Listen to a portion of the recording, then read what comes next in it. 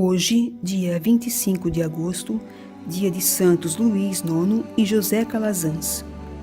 Caso único na história que dois primos, filhos de duas irmãs, Branca e Berenguela de Castela, vivessem ao mesmo tempo, um na Espanha, outro na França, e chegassem à santidade comprovada pela Igreja no desempenho exemplar da difícil tarefa de governar.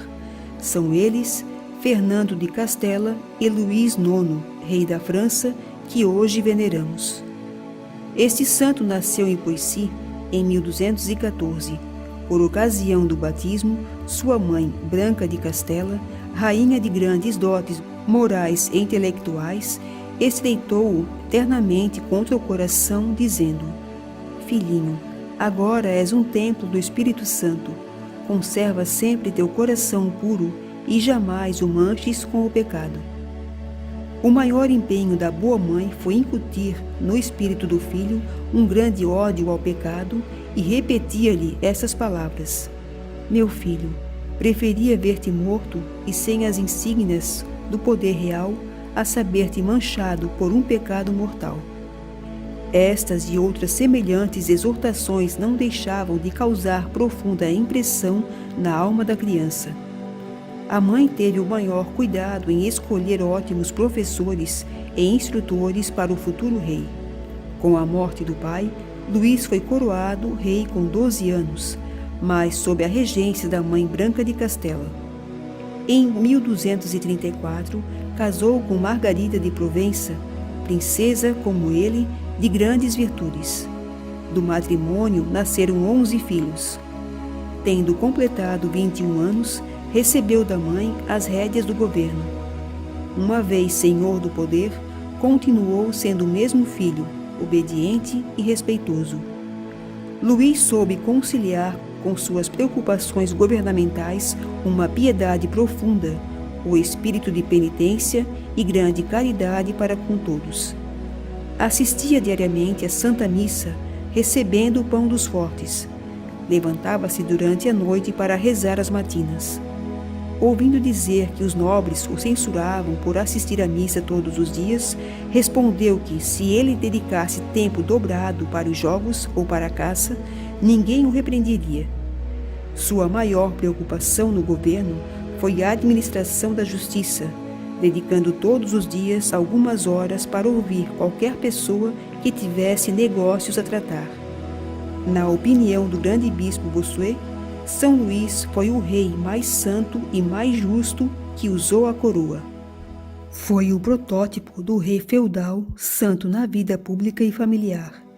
Cuidou ao mesmo tempo dos interesses da França e da religião, que sempre amou e protegeu. Seu amor pessoal a Cristo, à Igreja e ao Papa levou-o a organizar 2 vezes a cruzada para libertar os lugares consagrados à memória de Cristo da profanação dos muçulmanos. Mas nisso não foi feliz. Após uma primeira vitória no Egito, foi derrotado e feito prisioneiro. Conseguiu a liberdade só depois de 5 anos, a preço de ouro. Voltou à França, onde tinha falecido sua santa mãe. 15 anos depois, organizou mais uma cruzada. Esta vez, foi a peste que vitimou grande parte do exército, junto com o próprio rei Luís. Antes de fechar os olhos para o sono da morte, o santo entregou o governo ao filho Filipe. Com piedade que a todos comoveu, recebeu os santos sacramentos. Em sua grande humildade, pediu que o deitassem sobre a cinza, e assim, com os braços cruzados sobre o peito, os olhos voltados para o céu, exalou o último suspiro. Em 25 de agosto de 1270, na idade de 55 anos. A fama de santidade e os milagres verificados sobre seu túmulo levaram o Papa Bonifácio VIII a conferir-lhe oficialmente o título de santo. Seu nome entrou na galeria dos heróis e santos da nação e da Igreja. Ó Deus, que transferisse São Luís dos cuidados de um reino terrestre à glória do reino do céu, concedei-nos por sua intercessão desempenhar nossas tarefas de cada dia e trabalhar para a vinda do vosso reino. Por nosso Senhor Jesus Cristo, vosso Filho, na unidade do Espírito Santo. Amém. São Luís de França, rogai por nós.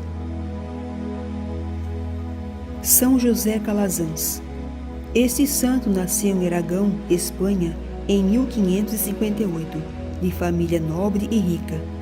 Profundamente religiosos, os pais proporcionaram ao filho sólida educação cristã. Depois do curso primário, estudou filosofia e direito, conseguindo brilhante diploma em advocacia.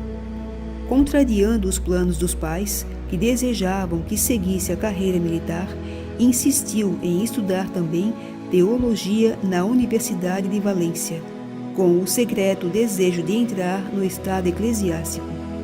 Para esquivar-se das perseguições de uma senhora nobre e influente, transferiu-se para Alcalá, onde terminou os estudos, aplicando-se ao mesmo tempo aos exercícios de piedade e às práticas de penitência para conseguir o domínio sobre as paixões. Conseguiu prevalecer contra a vontade do pai, que o forçava a abraçar o estado matrimonial, e se fez sacerdote. Seu vivo desejo era viver na solidão do mosteiro, entregue à meditação e aos exercícios de piedade e penitência. Mas seu bispo, reconhecendo nele invulgares qualidades intelectuais e morais, lhe disse: tua vocação é a luta direta na construção do reino de Deus. Teu campo de apostolado é a pregação e direção de almas. José Calazans obedeceu e por 8 anos dedicou-se à atividade pastoral em paróquias com viva satisfação dos fiéis. Roma, porém, seria seu principal campo de ação apostólica. Para lá se dirigiu em 1592. E aí Deus o chamava para ser pai de uma nova família religiosa, para a educação das crianças pobres. Como a dos demais fundadores, a vida deste foi de abrir caminho entre dúvidas e titubeios até encontrar sua vocação definitiva. Em Roma, travou amizade com outros santos e uniu-se à confraria da doutrina cristã instituída pelo Concílio de Trento para o ensino do catecismo e começou a preocupar-se com a instrução de meninos mais abandonados. Em 1597, organiza a primeira escola gratuita. Nascia assim o Instituto das Escolas Pias. Este era formado por clérigos regulares. Tinha a peculiaridade de seus membros, além dos 3 votos religiosos tradicionais, emitiam um 4º voto, o de dedicar-se à instrução dos meninos pobres. O Instituto foi reconhecido em 1617 e elevado mais tarde à categoria de congregação religiosa. O ensino das crianças consumiu todas as energias de José Calazans. A iniciativa de escolas gratuitas para crianças pobres era uma verdadeira revolução no campo social da época, em que o mercantilismo agravava os contrastes sociais. Ainda enquanto vivia o fundador, as escolas pias de Roma se estenderam a outras cidades e outros países, como Espanha, Polônia, Morávia, etc. Os últimos anos de José foram de terrível provação. Caluniado perante o Santo Ofício, foi julgado e deposto do cargo de superior geral vitalício do próprio Instituto. Este perdeu todos os privilégios e ficou reduzido à simples associação sem votos.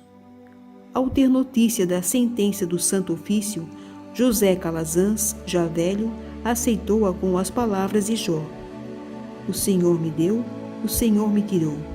Bendito seja o nome do Senhor.